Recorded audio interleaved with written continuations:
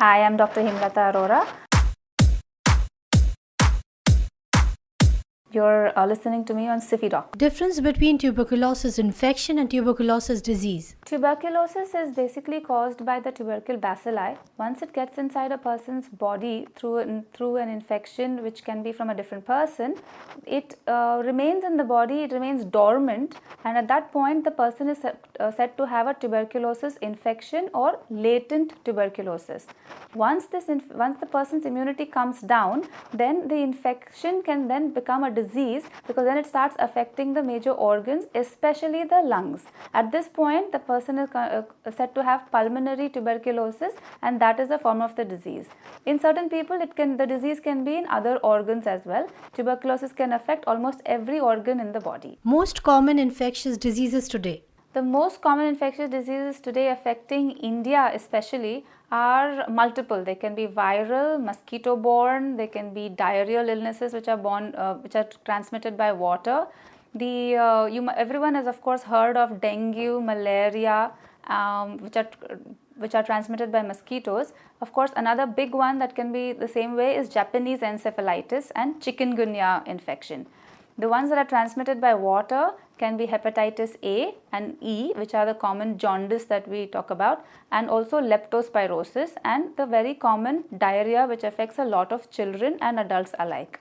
And other infections which are transmitted by air or through droplets are like the influenza, which is now very widespread, the swine influenza, which can affect many people because it's a newer variety of influenza and there is not much immunity towards it.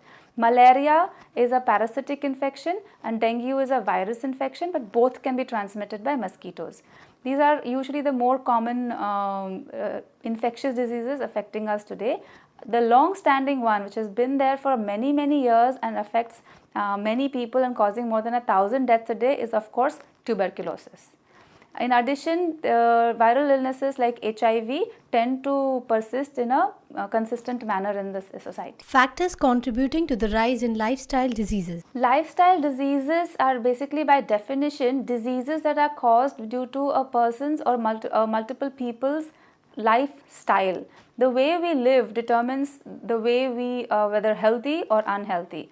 The major factors that are contributing to lifestyle diseases such as heart attacks, strokes, high blood pressure, diabetes, obesity are basically urbanization. When we say urbanization, we don't just mean that bigger cities cause bigger problems. It is because when people live in bigger cities, they have different facilities and which minimizes their physical activity, increases the consumption of processed foods, decreases their sleep amounts, and increases the stress in their lives because of the deadlines one has to meet, the number of gadgets we are looking at causing multiple distractions. All of these causes contribute to increasing the lifestyle diseases in urban communities. Compared to rural communities, urban communities have at least a 10 to 15 fold increase in lifestyle diseases.